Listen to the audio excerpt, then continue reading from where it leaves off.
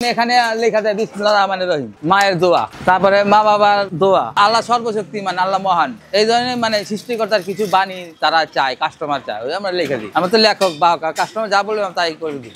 রিক্সার ক্ষেত্রে কম ছিল, এটা অরেঞ্জ আছে, লেমন আছে, গ্রিন আছে, বিভিন্ন এইটাই চোখে আকর্ষণীয়, যেটা রেডিয়াম অক্সাইডের মতো বলা হয় আর কি। এটা রেডিয়াম না, রেডিয়াম এক ধরনের। এই রংটাতে আমি 2000 টাকা কেজি। ওই রংটা এই এনামেলের সাথেই তৈরি করা হয়। এটা প্রসেসিং করতে প্রায় 1-1.5 ঘন্টা লাগে এই রংটা, কালারটা বানাইতে। খালি আপনি দিলে বানাতে পারবেন না, হবে না, হাত দিবেন উঠে যাবো। আমাদের কতগুলো ক্যাটাগরি আছে, সিস্টেম আছে, এটা কাজ করতে করতে হয়ে যায়। এই একটা অটো রিক্সা করতে 3 ঘন্টা লাগে, মানে পেন করাতে শুরু করে আর্ট করা পর্যন্ত। অর্ডার নাই এখন। আমি প্রতিদিন 3টা থেকে 4টা রিক্সা করতাম, আর এখন সারা সপ্তাহে করি একটা। বিগত 2 মাস আগে, 2 মাস বসা, 2 মাস আগেও আমি কাজে আপনার সাথে কথা বলতে পারতাম না। এই দোকানে কাজ করতাম, কথা বলতে, তখন 4টা, এখন আছে একটা, তখন 4টা। আপনি আমি 4টাই করতাম না, আপনার সাথে কথা বলতাম। নতুন বেন্ডা না, এই কাজে মূল্যায়ন নাই।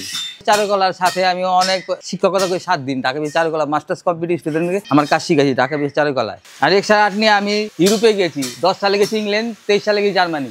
ওখানে কাজ করি স্বাধীন শিল্পী যেরকম কাজ করে এইভাবে। আমার স্টাইলি, আমি রিক্সার স্টাইলি, আপনি থিম দিবেন, যা স্টাইল থাকবে আমার। আপনি একটা পোর্ট্রেট রাখতে করলেন, আমি আঁকবো আমার স্টাইলে, আপনার স্টাইল চলবে না। রিক্সার আর্টিস্ট নাম করলে চিনবেন। প্রথমে ছিলাম আপনি চার্লি গ্যালারি, তারপরে হার্লি গ্যালারিতে কাজ করছি 15 দিন। বাইরের কাজে সম্মান একটু আলাদা, আর এদিকে তো আপনার যে কাজ করি, এদিকে তো আপনার একজন কাস্টমার আর একজন মিস্ত্রির লগে যে ব্যবহার হয়, এই ব্যবহার ওখানে শিল্পী ব্যবহার হয়, অনেক ডিফারেন্ট। ওটা আপনারা বলে বুঝতে পারবো না। ওগুলো অটো রিক্সা বলে।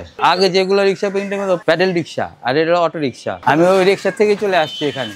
ওই রিক্সার বিভিন্ন সাইট আছে, ওইটা কাজ করে 4 থেকে 5 জন একটা রিক্সায়। একজন হলো নিচের চাকা, টিউব, রিং, চেসিস এগুলা খাড়া করে, আর একজন হলো হুড, কামানি এগুলো মারে। আর পেন্টিং ডিপার্টমেন্টে আমি রক করি। ওটার ভিতরে 3টা ডিপার্টমেন্ট, 4টা ডিপার্টমেন্ট আছে। পিছনে আছে টানা, ওই হুডের পিছনটা ওটা টানা বলা হয়। গদি যেটা বসার জন্য গদি, আর সাইড ব্যাগ হলো ঢেলনা, পাইনে যেটা ওটা পট্টি, আর 2 সাইডে ওটা সাইড।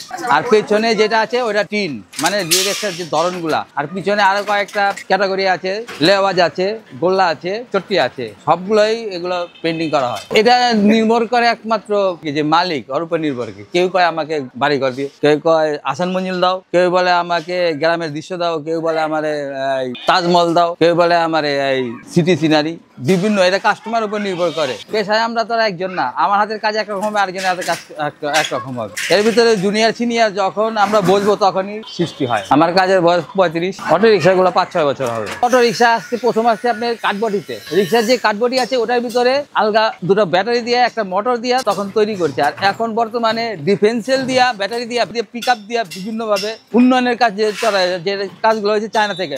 মূল প্যাটার্ন হলো চায়না, ব্যাটারি থাক, ডিফেন্সিয়াল থাক, টায়ার থাক, যা আছে মানে মিশুক আর কি, যে স্টাইল ওই স্টাইলটাই। কালচারাল রিক্সা আর্টিস্ট রিক্সা আছে, রিক্সা আর্টিস্ট বাংলাদেশ ছাড়া কোথাও পাইবেন না, ঠিক যাও সারা ওয়ার্ল্ড ঘুরলেও পাইবেন না। আমি আমার উত্তরদায়িত্ব হিসাবে রাখতেছি, আমার ছেলের প্লাস নিয়ে আসছি, আমার পরে 2য় প্রজন্ম সে করবে কাজ। আপনার চারুকলা একটা কোঠা আছে, আমাদের কোনো কোঠা নাই, না বৃত্ত আছে, না প্রতিষ্ঠান আছে, কিচ্ছু নাই আমাদের। আমরা ভাসমান আর্টিস্ট।